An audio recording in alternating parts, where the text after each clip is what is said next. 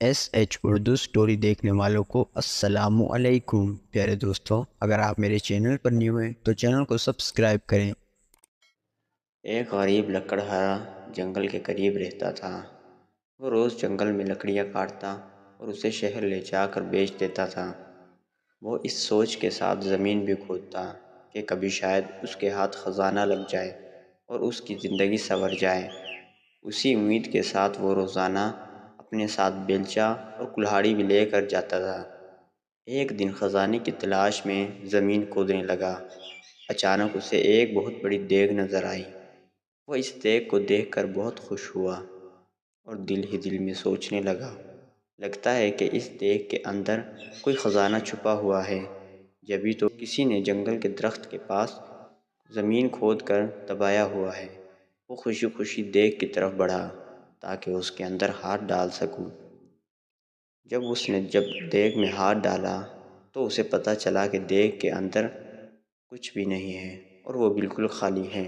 اس نے غصے میں دیگ اٹھا کر درخت کے پیچھے رکھ دی۔ کچھ دیر وہ خزانے کی تلاش میں زمین کھودتا رہا، لیکن اس کے ہاتھ کچھ نہ آیا۔ اس نے غصے میں کلہاڑی اٹھا کر درخت کے پاس پھینک دی اور تھک ہار کر درخت کے قریب بیٹھ گیا۔ اچانک اس کی نظر دیگ پر پڑی۔ اس نے دیکھا کہ وہ کلہاڑی اس دیگ میں جا گری تھی اور اب دیگ 100 کلہاڑیاں موجود ہیں، اور ان کلہاڑیوں کو دیکھ کر وہ بہت حیران ہوا۔ ساتھ ہی اسے یہ بھی سمجھ آ گیا کہ یہ دیگ کوئی عام سی دیگ نہیں بلکہ یہ کوئی جادوئی دیگ ہے، جبھی تو اس کی ایک کلہاڑی 100 کلہاڑیوں میں تبدیل ہو گئی۔ وہ خوشی خوشی اس دیگ کو اٹھا کر گھر لے آیا۔ لکڑہارے نے اس دیگ کو ایک کمرے میں چھپا دیا۔ رات کے وقت اس نے جادوئی دیگ کو دوبارہ آزمانے کے لیے اس میں آم ڈالا۔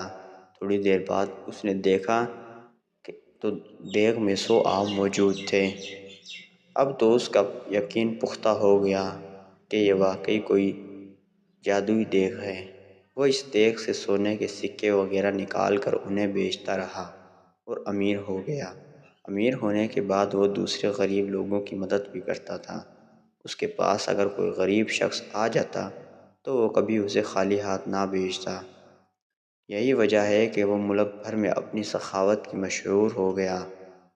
اس کے اچانک امیر ہونے اور جادوئی دیگ کی کہانی ہر جگہ پھیل گئی۔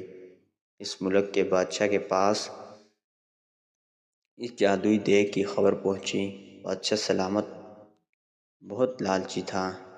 اس کے پاس اپنا بہت سارا خزانہ موجود تھا، اس کے باوجود اسے مزید خزانے کی ہوس تھی۔ اس نے سوچا کہ یہ دیگ اگر اس کے خزانے میں مل جائے تو اس کے خزانہ مزید اضافہ ہو جائے گا۔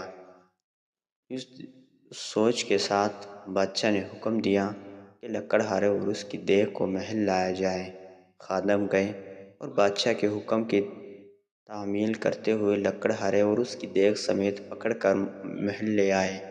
لکڑہارے سے بادشاہ کی وہ دیگ لے لی، اس کا معائنہ کرنے لگا۔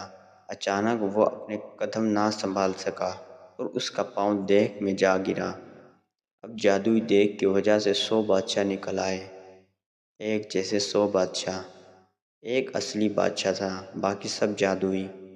وہ سب دیگ کے لالچ کی وجہ سے ایک دوسرے سے لڑنے لگے۔ یوں ہی سب نے ایک دوسرے کو جادوئی دیگ کے لالچ میں قتل کر دیا۔ یوں لالچ کی وجہ سے اصل بادشاہ خود ہی زندہ نہ رہا۔ لکڑہارے نے خوشی سے اپنی دیگ اٹھائی اور اسے لے کر اپنے گھر چل دیا۔ پیارے بچوں، لالچ کرنا بڑی بری بات ہے۔ اگر کسی کے پاس آپ سے اچھی چیز موجود ہے تو آپ اس سے حسد نہ کریں، بلکہ جو آپ کے پاس ہے اس کا شکر ادا کریں۔